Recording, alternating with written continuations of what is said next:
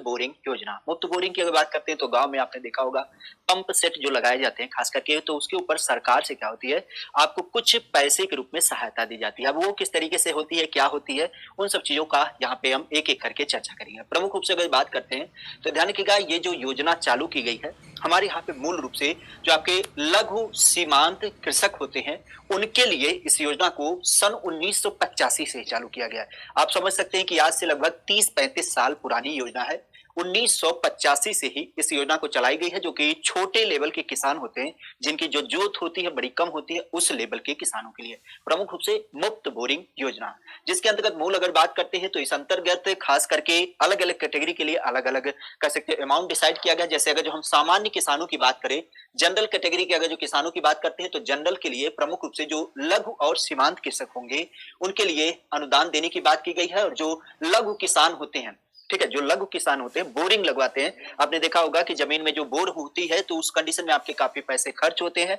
और उसके लिए सरकार आपको 5,000 रुपए का अनुदान देती है। ठीक है, इसके अलावा अगर बात करते हैं तो मान लेते हैं कोई सीमांत किसान है, अर्थात जिसके पास अपना क्षेत्रफल कुछ ज्यादा है, उस कंडीशन की बात करते हैं तो उसको जब बोरिंग लगवाने की बात की जाती है तो उसके लिए 7,000 रुपए सरकार के द्वारा अनुदान दिया जाता है। ठीक है, पैरेलल की बात करते हैं तो यहाँ पे कोई जरूरत नहीं होती कि आप बोरिंग भी करवाएं और साथ ही साथ पंप सेट भी लगवाएं। ठीक है, ऐसी कोई अनिवार्यता नहीं होती कि आप बोरिंग लगवाने के बाद तुरंत क्या करिए, पंप सेट भी वहां पे आप सेट करवाइए। मूल रूप से अगर बात करते हैं तो यहाँ पे जो लघु किसान होते हैं अर्थात जो छोटे लेवल के किसान होते हैं, अगर जो मान लेते हैं कि उन्होंने क्या किया, पंप सेट को क्रय किया, मतलब पंप सेट नया खरीदा और उसको बोरिंग पर स्थापित किया, तो इस कंडीशन में जितना आपका खर्च होगा, ठीक है, जितना आपका खर्च होगा उस कंडीशन में प्रमुख रूप से क्या होगा, लागत का 4500 रुपया आपको प्रमुख रूप से दिया जाएगा। और इसी तरीके से अगर जो कोई सीमांत किसान है, ठीक है,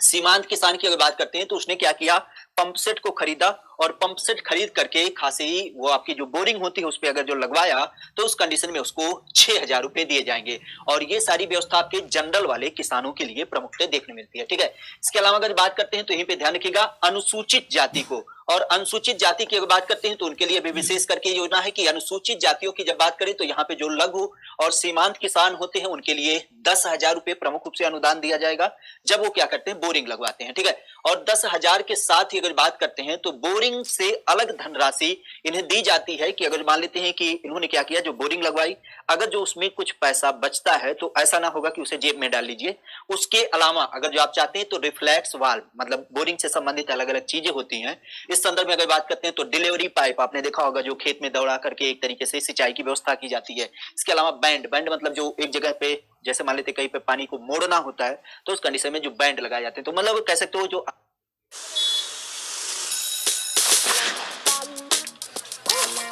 सोच ले ऑफर तो अलग अलग इंस्ट्रूमेंट होते हैं सिंचाई से संबंधित, उसको खरीदने के लिए खास करके 10,000 से अधिक की अगर जो आपने क्या किया, जैसे मान लेते हैं कि 5,000 की खरीदारी कर ली और 5,000 रुपए बच रहे हैं, तो उस कंडीशन में अगर जो इस तरीके से चीजें भी आप लेते हैं तब भी आपको छूट दी जाएगी। बोरिंग की अगर बात करते हैं तो यहाँ पे प्रमुख रूप से बोरिंग के साथ ही साथ अगर जो आप पंप सेट भी यहाँ पे स्थापित करते हैं तो पंप सेट आपको खरीदने के लिए ये जो आपका खास करके बोरिंग का मशीन होता है जिसे आप डीजल मशीन भी कहते हैं, उसके लिए प्रमुख रूप से आपको 9,000 रुपए अनुदान दिए जाएंगे। इसके अलावा अगर बात करते हैं तो ध्यान रखिएगा ऐसी कोई अनिवार्यता नहीं है कि आप बोरिंग भी लगवाइए और पंप सेट भी खरीदिए, मतलब ये अपने आप में कह सकते हो एक मनमर्जी हो जाती है कि अगर जो चाहते हो तो बोरिंग भी लगवाओ और पंप सेट भी खरीदो। मूल चीज है कि आपको बोरिंग लगवाए तो आपको क्या होगा, कहीं न कहीं अनुदान बड़े लेवल पे दिया जाएगा। इसके अलावा अगर बात करते हैं तो यहाँ पे एक व्यवस्था और भी देखने मिलती है कि बोरिंग के साथ ही साथ अगर जो पंप सेट नहीं लगते हैं, इसके अलावा आप जानते हैं कि बोरिंग के अलावा हमारे यहाँ पे पाइप की जरूरत होती है। ठीक है, और पाइप की जब बात करते हैं तो उस कंडीशन में पाइप की साइज दी हुई है कि अगर जो 90 एमएम का पाइप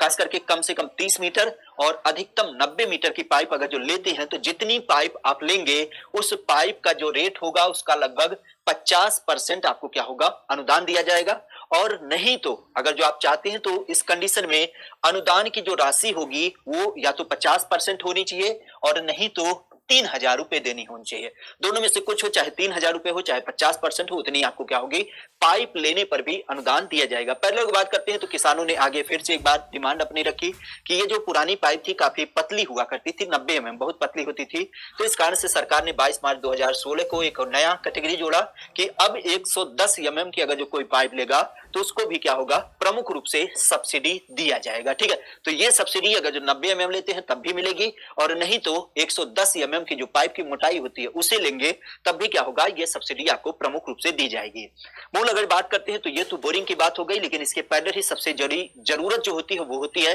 पंप सेट मशीन की। भाई पंप सेट नहीं होगा तो पानी कहां से निकालोगे, और उस संदर्भ में अगर बात करते हैं तो पंप सेट खरीदने के लिए भी आपको सरकार के द्वारा अनुदान दिया जाएगा। ये अनुदान जो चलाई जा रही है वो आपके यहाँ पे नाबार्ड, एक आपकी कृषि से संबंधित बैंक होती है, उसके द्वारा चलाई जा रही है। मूल अगर बात करते हैं तो अगर जो आप बैंक में जाते हैं, खास करके नाबार्ड में, कि हमें पंप सेट लेना है, और उसके लिए क्या कर सकते हो, एक अपनी एप्लीकेशन देते हो, तो उसके लिए जो कह सकते हो कि लोन लेने का अमाउंट होगा उसकी राशि को बैंक क्या करेगी, निर्धारित करेगी। आपका कहीं ना कहीं जो लोन होगा उसको सेंक्शन करेगी, और साथ ही साथ राष्ट्रीय कृषि एवं ग्रामीण विकास बैंक, या जिसे हम नाबार्ड कहते हैं, नाबार्ड की शाखा से ही क्या होगा, आपको ऋण मिल जाएगा, एक तरीके से कर्जा मिल जाएगा। और उस आधार पे अगर बात करते हैं तो आप या तो नाबार्ड से कहीं ना कहीं बैंक कह सकते हो कि पंप सेट के लिए जो पैसा होता है उसको कैरी करें और पंप सेट खरीदें, और नहीं तो जो जिले लेवल पे आपके रजिस्टर्ड एक तरीके से पंप सेट के डीलर होते हैं, अगर जो उनसे भी क्या करते हैं अपना पंप सेट खरीदते हैं, तो उसमें क्या होगा, आपको सरकार छूट देगी। तो दोनों माध्यम से, चाहे आप नाबार्ड के द्वारा